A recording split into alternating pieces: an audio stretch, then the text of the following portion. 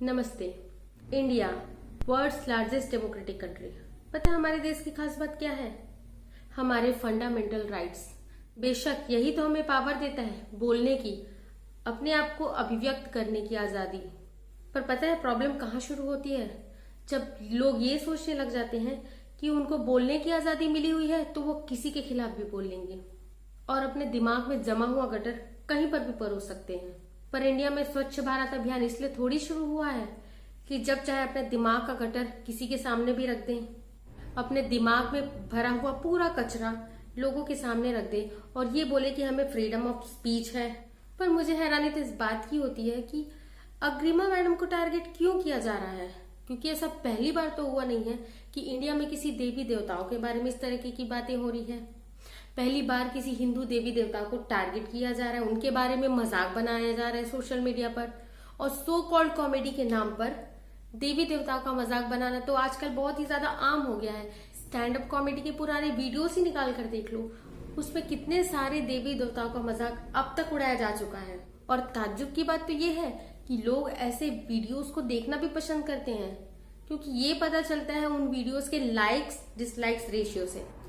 पता नहीं लोग ये कब समझेंगे कि किसी के धर्म को छोटा या बड़ा दिखाकर कोई बड़ा नहीं बनने वाला।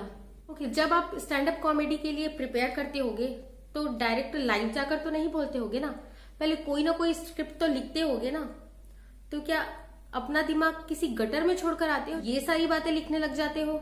इतने गंदे थॉट्स आ जाते हैं कि शिवाजी के स्टेच्यू के बारे में भी ये सारी बातें आपके दिमाग में आ जाती लिखने को।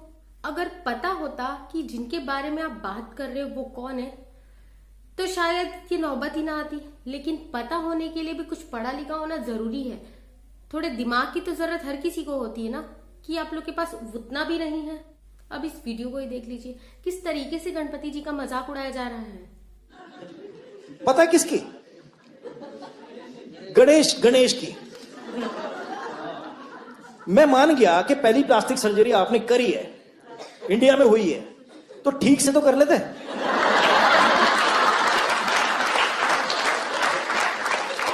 इसको देख के तो यही लगता है कि गांजा फूक के नहीं करना चाहिए सब। क्या आपको पता नहीं कि आप किन के बारे में बात कर रहे हैं? आप इसी दुनिया में ही रहते हैं ना, इंडिया में ही रहते हैं ना, कि बाहर से डिपोर्ट होकर आ गए हैं? हर छोटी छोटी बातों में हिंदू देवी देवताओं को टारगेट किया जाता है। यार जमीर कैसे मान जाता है आप लोगों का ये सारी चीजें करने के लिए? या सब कुछ स्टैंड अप कॉमेडी के नाम पर बेच खाए हो? जो अंदर से आवाज आती वो भी आनी बंद हो गई है क्या?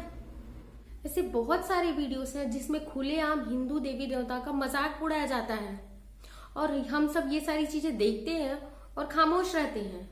कहीं पर अग्रिमा जोशवा मैडम शिवाजी महाराज के स्टैच्यू पर कॉमेडी करते नजर आई हैं, तो कहीं ये महाशय गणपति जी के बारे में बात करते नजर आते हैं। मतलब हो क्या गया है तुम लोगों को? और जाहिर सी बात है, इस तरह की वीडियो अगर आप इंटरनेट पर अपलोड करेंगे, किसी की धार्मिक आस्था को ठेस पहुंचाएंगे, तो आपके एक्शन का रिएक्शन तो मिलना ही है ना। और अगर जब आप इस तरीके के रिएक्शन के लिए तैयार नहीं रहते तो ऐसा एक्शन करते ही क्यों हैं? अपना सिर ओखली में क्यों दे आते हैं? क्या और कोई टॉपिक नहीं बचा आप लोगों के पास कॉमेडी करने के लिए? भाई आपके पास अगर टॉपिक नहीं है तो आपके घर परिवार में बहुत सारे ऐसे लोग रहते हैं जिनके बारे में आप दुनिया को बताकर हंसा सकते हैं। या सिर्फ देवी देवताओं से ही आपका घर चलता है? और मैं इस घटना में शुभम मिश्रा को बिल्कुल भी सपोर्ट नहीं करने वाली हूँ, क्योंकि जो उसने किया है वो बिल्कुल गलत है। उसको किसी भी तरीके से जस्टिफाई नहीं किया जा सकता, क्योंकि किसी भी लड़की के बारे में आप सोशल मीडिया में ऐसी अभद्र बातें कैसे कर सकते हैं?